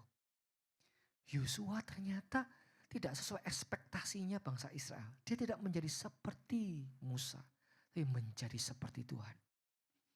Matius 5 ayat 48. Hendaklah kamu sempurna seperti Bapamu di surga dan sempurna. Target kita Bapak Ibu. Bapak Ibu tidak menjadi rohani seperti ompeng, seperti mentormu, seperti hamba Tuhan hebat. No. Tapi menjadi sempurna seperti Tuhan. Karena hanya Tuhan yang tahu apa kehendak, apa yang terbaik buat dirimu. Ya, jangan jadi versinya orang lain. Jadi best version of yourself dari Tuhan. Tuhan mau apa atas diriku? Jadilah seperti itu Bapak Ibu. Biar kamu unik. Biar keunikanmu itu yang menjadi ciri khasmu. Amin Bapak Ibu. Nah, yang terakhir ini. Yang pertama tadi, decision to level up. Ya, self upgrade. Sudah di level up, di upgrade. Ini jangan lupa, decision to fully obey and involve God. Pada saat Yosua dan bangsa Israel berhasil mengalahkan kota Yeriko, baru mengalahkan kota Yeriko. Hebat, lagi hype-hype-nya ini, lagi heboh-hebohnya dengan cara yang unik ya. Uniknya gimana? Biasanya orang itu hore dulu baru menang atau menang dulu baru hore? Menang dulu dong, gol, baru hore gitu kan. Ini enggak. Firman Tuhan katakan suruh bersorak, shout out loud. Itu bukan sorakan, wah gitu. Bukan Bapak Ibu, saya cari terjemahan itu terjemahnya ro'ah. Kata Ibraninya, artinya tuh sorakan kemenangan. Shout, triumph, shout. Jadi sorakan kalau Bapak Ibu menang perang, wah seperti itu. Padahal belum berperang, sudah suruh teriak menang. Nah, dan menang memang. Karena Tuhan mau bawa dari mata ke iman toh. From sight to faith. Ini seperti tindakan profetik. Aku pasti menang. Bersorak-sorak. Menang. Nah habis menang melawan Yeriko. Melawan kota kecil namanya Ai. Dan Yosua dikasih info nih sama informannya. Sudah Pak Yosua. Nggak usah kirim banyak pasukan. Cukup 2 atau 3 ribu saja. Kirim pasti berhasil. Apa yang terjadi? Kalah Bapak Ibu. Dan kalahnya itu nyesek. Apakah tentaranya Israel mati bergelimpangan? Tinggal separuh? Enggak. Dari 3.000 orang pasukan jadi berapa yang mati? 336 orang Bapak Ibu. Cuma mati 36 orang. Sisanya 2.000 berapa berarti? 2.964 orang itu mundur lari semuanya. Seolah-olah kayak mereka hampir dibinasakan semuanya. Apa yang terjadi? Ya, ketika kita di level up sama Tuhan, ada kalanya kita bisa salah mengambil keputusan. Bisa ada kesalahan. Salahnya apa sih? Pada waktu itu ternyata dari suku Yehuda yang namanya Akan itu mencuri barang-barang yang dikhususkan buat Tuhan. Ya, apa? Pada waktu itu jelas keputusannya jangan ngambil barang dari emas, perak, besi dan sebagainya itu semuanya barang yang dikhususkan Tuhan. Pertanyaan gini, kenapa sih kok Yeriko dikhususkan barang-barangnya? Ketika mereka nanti sudah bertobat ya, mereka berhasil mengalahkan kota Ai dan kota-kota selanjutnya. Tidak ada loh hal yang dikhususkan buat Tuhan. Kenapa kok Yeriko gitu loh Bapak Ibu. What's wrong with Yeriko? Bukan what's wrong with Sekretaris Kim. Ya yang suka drakor ini ya. Apa yang jadiin kota Yeriko? Untuk Bapak Ibu kenapa? Akan mengambil emas, diceritakan dia akhirnya ngaku si Akan ini. Dan akhirnya dia dilempari batu sampai mati. Beserta seluruh hartanya dibakar habis. Setelah itu bangsa Israel berhasil mengalahkan kota Ai. Bapak Ibu, kota Yeriko adalah kota yang pertama kali dimasuki dan diserbu oleh bangsa Israel. Kalau Bapak Ibu mendengar kata pertama, itu berarti selanjutnya sulung. Berarti sesuatu yang dipersembahkan kepada Tuhan. Jangan mengambil apa yang dikhususkan buat Tuhan ya Bapak Ibu ya. Supaya kemenanganmu tidak berhenti di hidupmu. Apa yang dikhususkan buat Tuhan di hidupmu hari-hari ini? Saya nggak tahu Bapak Ibu sudah janji apa sama Tuhan. Tuhan sudah bilang apa. Tapi jangan ambil itu. Perpuluhan. Kalau saya bilang kayak begini Bapak Ibu. Sekali lagi. Bukan itu titipannya Om Beng ya. Ya. Itu murni. Ini Tuhan yang ngomong. Bahwa kalau kamu mengambil apa yang dikhususkan buat Tuhan. Berarti kamu tidak percaya akan pemeliharaanku loh. Ya. Pak kalau kurang gimana? Disitulah penyertaannya Tuhan terjadi. Jangan biarkan kemenangan itu berhenti. Karena kamu mengambil apa yang dikhususkan buat Tuhan. Ya. Perpuluhan adalah tindakan profetik imannya kita. Sebenarnya perpuluhan Tuhan cuma mengembalikan apa yang jadi miliknya Tuhan loh Bapak Ibu. Ya, itu kita belum memberi dalam konteks kita menjadi berkat yang kayak gimana. Kita baru mengembalikan loh. Belum sampai gimana-gimana. Tapi kalau kita sudah tidak setia mengambil apa yang dikhususkan buat Tuhan. Hati-hati. Kalau kamu tidak fully obey, nanti saya akan tampilkan di ayat yang terakhir. Ayatnya bagus sekali Bapak Ibu. Dan saya ganti itu dengan nama saya sendiri. Tak ukir di hati saya gitu ya. Nah Bapak Ibu. Pelajaran apa yang kita bisa ambil dari kekalahan terhadap kota Ai? Yang pertama, jangan ambil apa yang dikhususkan buat Tuhan. Jangan jadi pencuri. Seringkali kelimpahan dan berkat-berkat yang terjadi di hidup kita membuat kita tuh lupa akan perintah-perintah Tuhan. Seringkali kenyamanan membuat kita tuh lupa akan hal-hal yang dikhususkan buat Tuhan. Kekudusan yang harus kita khususkan. Hidup kita yang kudus itu harus khusus buat Tuhan. Kita lupa seringkali dengan kenyamanan, dengan semua kelimpahan, dengan berkat-berkat Tuhan yang melimpah itu. Lupa bahwa ada firman Tuhan yang harus kita jaga, yang harus kita nomor satukan. Jangan jadi pencuri. Ya, setialah dalam hal perpuluhan. Kemudian yang kedua, jangan takabur, meremehkan lawanmu. Terlalu euforia dengan kemenangan mula-mulamu. Karena apa? Karena Tuhan sedang menyiapkan bagimu kemenangan-kemenangan berikutnya yang lebih besar lagi di depan. Amin Bapak Ibu. Kalau Bapak Ibu berhasil melewati satu hal, pergumulan ya, menang, jangan terlalu euforia. Karena apa? Ada banyak kemenangan lain yang Tuhan sudah sediakan. Berikutnya, cari tahu akar masalahnya, perbaiki dan bangkit kembali. Nah, hal yang kedua, Bapak Ibu, setelah kekalahan Ai, jadi habis menang melawan Yeriko, kalah sama Ai, akhirnya menang lagi Ai. Dan lalu apa yang terjadi? Kalah lagi. Bukan kalah kayak gimana?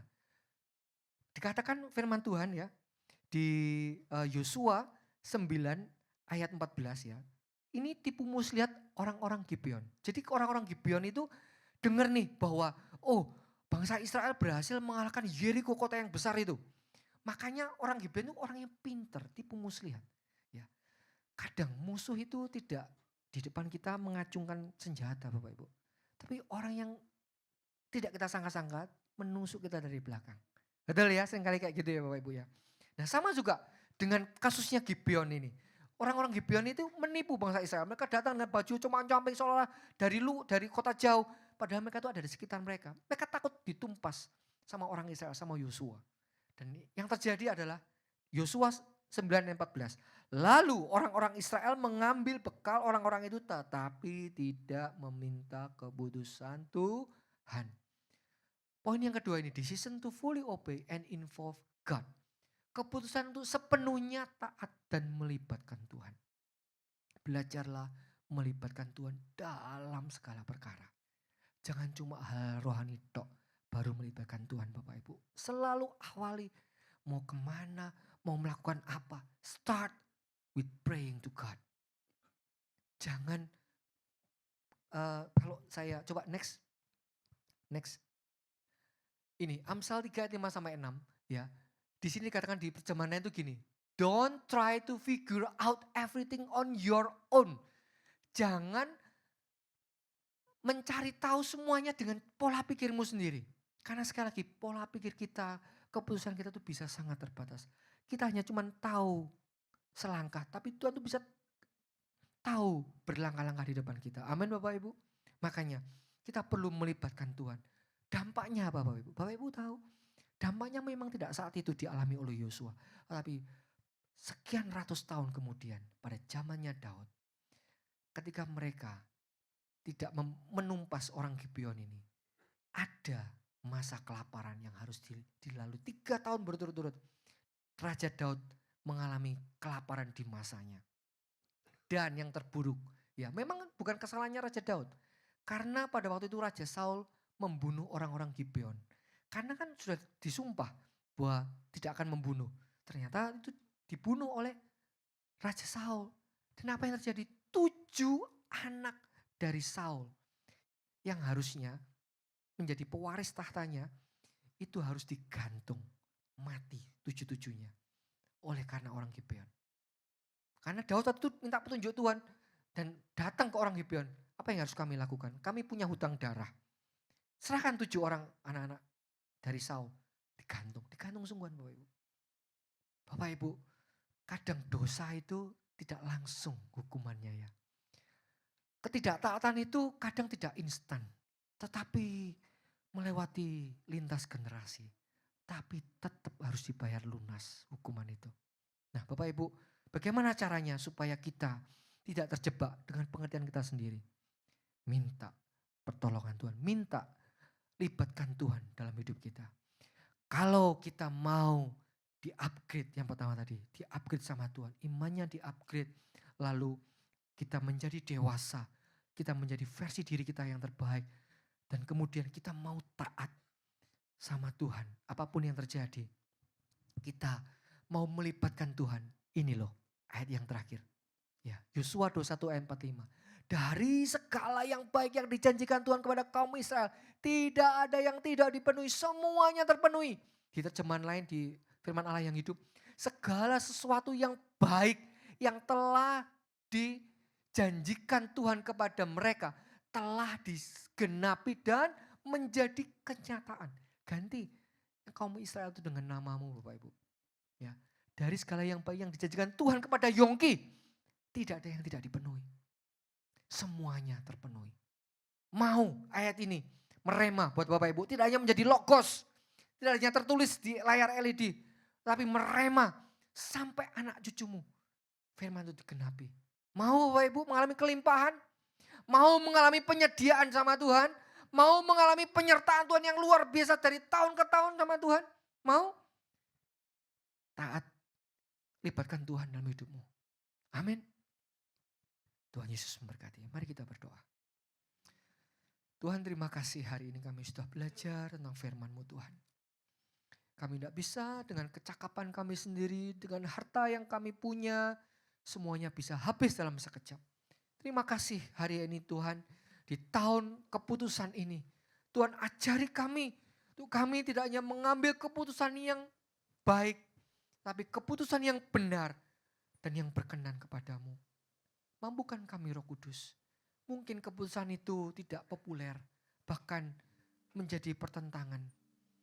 Bahkan serasa berat buat kami. Tetapi saat kami taat, kami akan melihat mujizat. Saat kami taat, kami akan melihat dinar-dinar kejutan itu dilimpahkan dalam limpaan kami Tuhan. Buat jemaat-Mu di tempat ini yang hari-hari ini mereka mengalami apapun pergumulan mereka. Hari ini kami minta di dalam nama Yesus ada pertolongan Tuhan yang nyata atas hidupmu. Di dalam nama Tuhan Yesus yang sakit disembuhkan sama Tuhan. Di dalam nama Tuhan Yesus kau yang mengalami jalan buntu hari-hari ini. Di bisnismu, di rumah tanggamu, dimanapun kamu bergumul. Di situ Tuhan akan menyatakan solusinya yang terbaik buat hidupmu. Tersedia jalan keluar yang terbaik. Dibukakanlah pintu-pintu surga buat hidupmu. Pintu-pintu berkat dibukakan buat hidupmu. Terima kasih Tuhan, kami percaya. Tugas kami cuma taat sama Tuhan. Kami mau berjalan bersama dengan Engkau Tuhan. Kami mau berjalan bersama dengan Engkau Roh Kudus. Tolong kami, kalau bulan ini kami memiliki tema The Valley of Testing. Di mana mungkin akan ada banyak ujian, cobaan yang harus kami lewati. Tetapi biarlah dari testing menjadi testimoni Tuhan. Dari ujian itu menjadi sebuah kesaksian yang besar yang bisa memberkati banyak orang. Dari trial menjadi triumph. Dari pencobaan itu menjadi kemenangan buat hidup kami. Terima kasih Tuhan Yesus. Hamba-Mu sudah berhenti berbicara. Tapi firman-Mu yang hidup itu biar terus berlanjut ke kehidupan kami semua jemaat-Mu di tempat ini. Sehingga kami percaya ada pertumbuhan, tidak cuma kuantiti di tempat ini, tapi pertumbuhan kualitas rohani di tempat ini. Setiap orang yang beribadah di tempat ini, mereka berbuah, mereka berdampak di sekeliling mereka. Bertumbuh berbuah buat keluarga mereka, pekerjaan, bisnis mereka, lingkungan mereka, gereja mereka Tuhan. Terima kasih Tuhan, terima kasih. Kalau Tuhan tidak pernah menyerah buat kami juga tidak akan menyerah untuk kami terus ngandol Gusti dalam hidup kami. Terima kasih Tuhan Yesus. Terima kasih Pak firman-Mu. Di dalam nama-Mu yang ajaib kami berdoa. Yang percaya bersama-sama saya katakan amin. Amin. Tuhan Yesus berkati.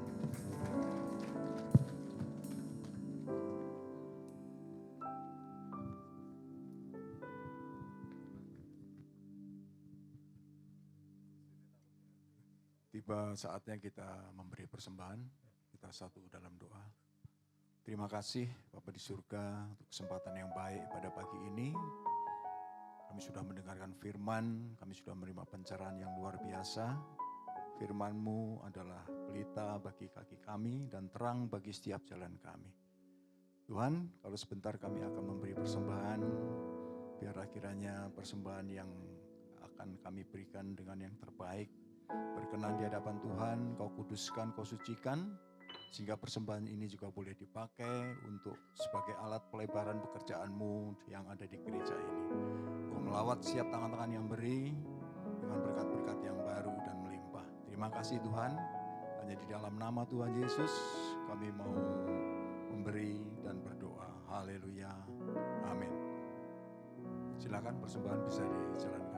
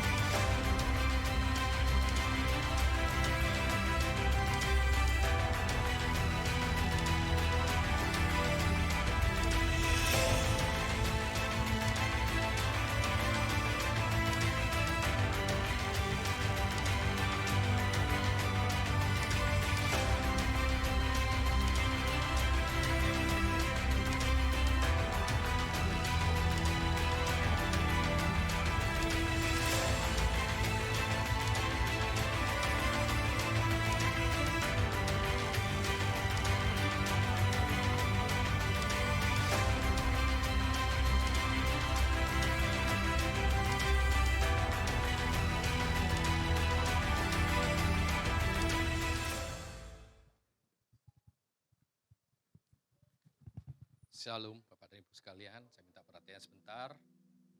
Mohon maaf Pak Yuki, mereka baju-baju merah ini pink-pink bukan mendekati Imlek Pak, tapi mendekati hari kemarin. Bapak Ibu sering ngerti tahu kemarin hari apa? Salah, saya tanya kemarin hari apa, jadi Bapak dan Ibu kurang fokus, saya tanya hari apa kemarin? Hari Sabtu, dan bertepatan tanggal 14 Februari ya, bertepatan dengan hari jadi ulang tahunnya Pak Lendi ya. Nanti kasih kado kepada Lendi ya, nanti bagi-bagi kadonya untuk saya. Oke, bertepat dengan hari Valentine besok, hari ini, kemarin ibu-ibu hari Jumat juga merayakan Pak. Hadiahnya dapat emas Pak, emas hebat Pak.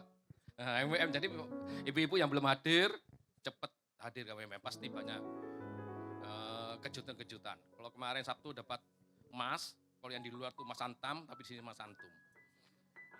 Yang di sana emasnya tidak bisa langsung dinikmati, harus dijual dulu baru dapat uang, uangnya dibelikan makanan. Tapi kalau di sini langsung dibuka, langsung dinikmati, rasanya manis. Ya, luar biasa MWM. Selamat untuk MM. Mungkin ada yang belum ke MWM, datang lebih minggu bulan depan, pasti akan dapat kejutan. Nah, hari ini juga dari gereja juga akan memberikan kejutan. Kalau di luar banyak bohongan, banyak imitasi, tadi permen emas antum imitasi, tapi kita ini tidak palsu, tidak memberi macam-macam, tapi di depan sudah disiapkan kopi, makanan, ya, jamuan kasih, itu semua gratis. Ya, tidak beli, tidak minta, kalau di kafe kita bayar, tapi gratis. Jangan lupa semua boleh ambil secukupnya. Tapi jangan diambil semua, nanti kasihan yang enggak kebagian. Ya. Itu semua karena kita memberkati hari kasih sayang, saling mengasihi satu dengan yang lain, ya kan? Pada tanggal 14 Februari ada hari kasih sayang. Kebetulan 1 bulan setelah 14 hari, setelah tanggal 14 Februari kita juga akan memberikan sesuatu yang sangat berharga. Apa itu? Bisa tayangkan. Nah ini kita akan ngasih gempita, ya. Di mana gempita ini, Gerasi Memberkati dan Peduli Kota, kita akan membagi-bagikan 500 paket. Nah, mengapa? Ini adalah satu target dari kita semua, 500 paket, dan satu paketnya adalah 100.000. Untuk itu kita membutuhkan 50 juta rupiah. Nah, saatnya kita mengasihi saudara kita yang berkekurangan. Kalau membutuhkan pasti kita semua membutuhkan. Tapi di sini kita akan berikan mereka saudara kita yang kekurangan. Nah inilah tantangan bagi kita untuk saling mengasihi. Apakah kita punya hati untuk mengasihi mereka yang kekurangan itu? Untuk itu saya mengimbau kepada Bapak dan Ibu sekalian. Yuk kita sama-sama menabur. Kita sama-sama memberkati mereka. Dengan satu paket 100.000. Dan bagi teman-teman yang sudah di anggota Komsel, untuk bisa dikumpulkan di anggota masing-masing, Komsel masing-masing, dikumpulkan di situ dan nanti saya mengharapkan pada kerjasamanya dari Gembala Komsel atau Ketua Komsel untuk mendata dan dana yang terkumpul nantinya saya selaku panitia dana dan saya mengharapkan untuk bisa terkumpul paling lambat tanggal 7 Maret 2006. Ya, tanggal 7 Maret. Ingat tanggal 7 Maret dana yang sudah itu coba dilaporkan kepada panitia, ke saya atau ke Pak Petrus selaku pembagi dan juga ke Pak Sandra Witono seketua. Nanti akan dicatat dan Bapak dan Ibu bisa mengumpulkan seberapa Pak. Saya tidak mampu satu paket, boleh setengah paket. Kumpulkan semua sebanyak-banyaknya. Dan kita lihat pada tahun yang lalu, beberapa tahun yang lalu juga saya lihat, karena saya terlibat aktif di situ, saya lihat mereka yang datang yang tidak mampu, sampai dia menyembah, seperti menyembah tangan saya dipegang, rapat-rapat dia diciumi, Pak, matur suwun Pak, saya nggak tahu, saya jawab karena saya dari orang Madura, dari sana. Nggak tahu dia ngomong apa, sampai enggak, pokoknya saya ngomong enggak aja, udah sampai dia peluk saya, karena dia mengatakan, tidak ada yang lain itu menyumbang seperti kita, katanya. Dia sangat mengeluarkan air mata, dia peluk saya, wah luar biasa, itulah. Saya haru betul waktu itu, wah luar biasa ini. Roksi Dorajo luar biasa mengasihi sama mengasihi. Maka inilah yang menjadi berkat dan kita kok melihat itu, kita yang ya sisihkan sedikit demi sedikit kita untuk mereka. Enggak banyak kok, 50 juta tuh kecil bagi kita semuanya. Pak berat Pak, hari ini kan banyak usahanya kita jatuh Pak. Memang, tapi dalam Tuhan tidak ada rasa jatuh. Semua akan dipulihkan. Saya juga mengalami apa yang saya alami, tapi saya tetap percaya pada Tuhan akan bersama dengan Yosua. Dia mengalami lembah. Setelah lembah pasti ada bukit. Disitulah kita akan naik di situ. Sama, kita akan semua akan pasti melewati lembah dan setelah lembah kita akan mencapai ke bukit. Itu. Untuk itu dan juga saya minta kerjasamanya untuk pada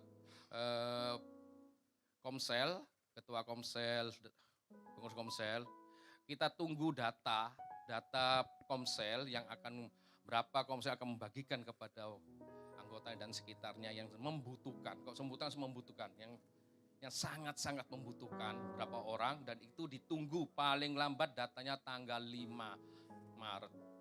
Boleh dicatat tanggal 5 Maret dan data itu harus terkumpul diberitahukan atau telepon kepada Bapak Petrus Gatot ya. Dikumpulkan dan diberitahu. Nomor telepon berapa? Berapa Pak nomor teleponnya Pak? Ya nanti tanya sendiri ya ke Pak Petrus ya. Saya tanya sendiri, saya nggak hafal. Tanya sendiri ke Pak Petrus.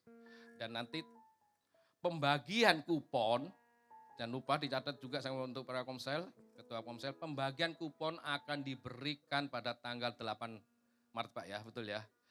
8 Maret akan dibagikan kupon. Dan kupon itu diambil pada orang yang bersangkutan. Tidak boleh diwakili, kecuali mereka betul-betul tidak bisa hadir. Mungkin sakit parah, dia akan diwakilkan. Jadi sekali lagi, kupon itu hanya boleh mengambil pada orang yang bersangkutan. Dan saya mengharapkan kerjasama dengan Komsel, kupon yang akan dibagikan ada kupon bagikan orang yang sangat-sangat membutuhkan. Ya, sekali lagi sangat-sangat membutuhkan. Dan sampai kita salah sasaran itu yang kita salahkan. Dan pembagian paketnya akan dibagikan persis 1 bulan setelah Palendi ulang tahun. Jadi tanggal 14 Maret dan itu saya harapkan pada Bapak dan Ibu sekalian yuk kita sama-sama hadir untuk sama-sama membagikan, tidak tertutup semua bisa hadir, yang mau hadir. Dan untuk bungkus paket tanggal berapa? 13 sore, mulai sore sampai malam kita akan bungkus paket di sini. Ya, kita akan bungkus paket. Ini mengapa kita bungkus di sini bersama-sama? Karena ini ada satu kebersamaan bagi kita semua. Rakyat kita satu dengan lain saling mengasihi. Tadi ajar kita harus mengasihi satu dengan lain. Penting bagi kita semuanya. Nah, itu dan saya percaya GBI Rock Sidoarjo, jemaat GBI Rock Sidoarjo tetap semangat melayani Tuhan, semangat memberkati manusia sesama, semangat luar biasa. Dan saya percaya kalau kita semua bersatu, kita saling gotong royong, ada semangat luar biasa, maka nama Tuhan dipermuliakan. Terima kasih, Tuhan Yesus memberkati. Ya, shalom Bapak Ibu, selamat pagi, selamat bergabung dalam ibadah saya pagi ini. Mohon perhatian, mungkin baru pertama kali hadir Bapak Ibu sekalian, mungkin bisa angkat tangan. Puji Tuhan, jadi masih jemaat yang tetap ya. Mewakili jemaat di tempat ini mengucapkan terima kasih untuk Pak Pendeta Yongki yang sudah menjadi berkat bagi kami semua pada pagi ini. Ya, ada pengumuman yang perlu diperhatikan. Ini hanya satu ya, tadi kebetulan untuk Gembita sudah diborong sama Pak Sugeng dengan programnya, dengan penjelasannya, dan dengan pendistribusiannya dan lain sebagainya. Jadi untuk minggu ini yang perlu diperhatikan adalah doa pekerja akan diadakan pada hari Kamis tanggal 19 Februari 2026 pukul 19. Mohon diperhatikan bagi seluruh pelayan Tuhan wajib untuk menghadirinya. Jadi saya ulangi, Kamis 19 Februari 2026 pukul 19 seluruh pelayan Tuhan wajib untuk menghadiri. Ya, saya kira itu aja pengumumannya. Kita masuk dalam doa syafaat. Jemaat dipersilahkan bangkit berdiri.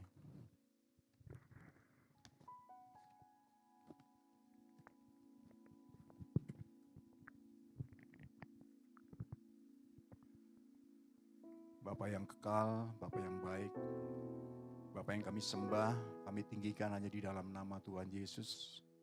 Sungguh kami bersyukur Tuhan, pagi yang indah, kami kembali masuk hadirat Tuhan untuk diberkati kebenaran firman-Mu. Dan biarlah kiranya Tuhan, dengan firman ini kami boleh ditegur, kami boleh diajar, bahwa setiap pengambilan keputusan kami mau melibatkan Tuhan. Karena itu penting, di mana keputusan itu harus memiliki dampak yang positif, baik untuk pribadi kami maupun bagi orang lain.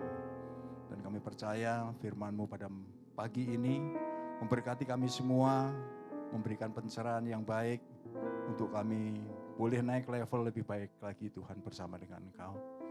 Engkau memberkati hamba-Mu, Bapak Pendeta Yongki, yang sudah menjadi berkat bagi kami semua pagi ini. Biarlah berkat daripada hikmat, marifat, pewahyuan yang baru, Tuhan tetap berikan senantiasa terhadap hamba-Mu ini Tuhan.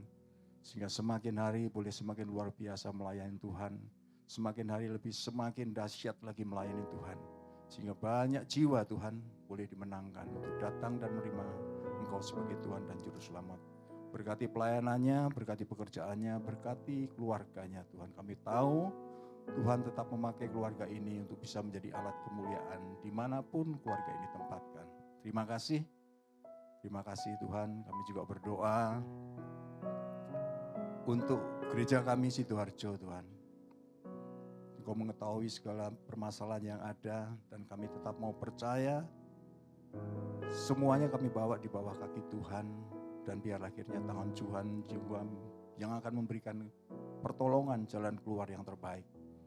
Apapun itu Tuhan, baik itu mengenai sewa akan gedung ini kami serahkan di dalam tangan kasih kuasa-Mu. Dan apa yang menjadi kerinduan kami untuk bisa memiliki yang permanen, kami serahkan juga di dalam tangan kasih kuasa-Mu Tuhan. Kami percaya gereja ini ada karena Tuhan dan gereja ini berjalan. Dan Tuhan pakai gereja ini menjadi gereja yang berdampak atas kota kami. Tuhan juga berkuasa untuk itu semua. Terima kasih Bapak. Terima kasih, berkati untuk program gereja yang ada, terlebih untuk Gembita Tuhan yang sudah terbentuk panitiaannya. Tuhan berkati seluruh seksi-seksi yang ada, ketua dan lain sebagainya. Berkati mereka semua, berikan hikmat, kesatuan hati untuk kami bergandeng tangan Tuhan. Terlebih lagi untuk penggalangan dana, pengadaan barang, dan pengepekan nantinya Tuhan. Sampai pada saatnya pendistribusian, Tuhan berikan kepada setiap kami yang berwenang untuk bisa sampai kepada sasaran yang betul-betul membutuhkan. Kami mau dengan program ini hanya nama Tuhan saja yang dipermuliakan, bukan atas nama pribadi, bukan gereja. Kami tahu Tuhan, Engkau memakai gereja Tuhan di tempat ini untuk bisa menjadi berkat bagi kota kami. Oleh sebab itu, kami serahkan program Gembita ini Tuhan, mulai dari awal pembentukan panitia sampai saatnya nanti pendistribusian, Tuhan yang campur tangan. Terima kasih Tuhan Yesus, kami percaya Engkau memberkati gereja kami juga melepaskan berkat atas semua yang sudah Tuhan berikan untuk kota kami. Berkati juga untuk Pak Ping dan Bu Ping selaku gembala pembina kami. Berikan hikmat, marifat, pewahyuan yang senantiasa penuh atas hamba-Mu ini. Untuk bisa membawa setiap kami, baik itu jemaat Tuhan maupun pengerja-pengerja hidup, masuk dalam seturut apa yang menjadi rencana kehendak Tuhan atas gereja ini. Sehingga gereja ini betul-betul diberkati oleh Tuhan. Dan kami semua memiliki kerendahan hati untuk melayani lebih hari lebih baik lagi. Terima kasih ya Bapak, sungguh baik, berkati seluruhnya Tuhan. Keluarga, bilangan keluarga besarnya, anak, menantu, cucu, berkati mereka semua. Sehingga kehidupan mereka tetap menjadi teladan, menjadi inspirasi bagi setiap kami. Terima kasih Bapak, dan tak lupa juga kami berdoa bagi setiap pengerja-pengerja-Mu yang ada. Berikan kami juga kerinduan untuk tetap senantiasa belajar untuk taat dan setia Tuhan. Dengan segala keberadaan kami boleh saling meneguhkan, menguatkan, memperhatikan, dan saling mendoakan. Terima kasih Bapak, terima kasih. Berkati juga untuk jemaat Tuhan, lawat setiap mereka yang ada Tuhan. Terlebih lagi untuk komsel-komsel, kami percaya Tuhan, komsel adalah kepanjangan tangan Tuhan untuk bisa menjangkau jiwa. Untuk bisa menjadi kerinduan kami, melalui komsel ini kami juga boleh memenangkan jiwa-jiwa baru. Baik mereka yang terhilang maupun jiwa yang belum mengenal akan Tuhan. Boleh pakai setiap kami pribadi yang ada di komsel ini menjadi alat-Mu. Sehingga apa yang menjadi kerinduan kami boleh mengisi bangku-bangku yang kosong ini Tuhan. Dalam ibadah raya yang akan datang, Tuhan boleh pakai setiap kami menjadi alat-Mu. Terima kasih Tuhan, terima kasih. Dan kalau sebentar kami juga akan berpisah satu sama lain untuk mengakhiri ibadah ini. Kami boleh siapkan hati kami untuk menerima berkat daripada Tuhan melalui hamba-Mu yang sudah Kau urapi. Di dalam nama Tuhan Yesus, haleluya. Terima kasih Tuhan Yesus, kami mengucap syukur. Tuhan sudah memimpin ibadah ini dari awal sampai akhir. Dan tiba saatnya kami boleh mengakhiri ibadah ini dan kami boleh pulang. Dan sebelum kami pulang, kami boleh menerima berkat daripada Tuhan. Bapak Ibu sekalian, pulanglah dan terimalah berkat Tuhan. Tuhan memberkati engkau dan melindungi engkau. Tuhan menyinari engkau dengan wajahnya dan memberikan engkau kasih karunia. Bahkan Tuhan menghadapkan wajahnya kepadamu dan memberikan engkau damai sejahtera. Terimalah berkat itu dan nikmati berkat itu dan jadilah berkat bagi banyak orang. Sehingga keluar masukmu diberkati, seluruh bilangan keluargamu diberkati.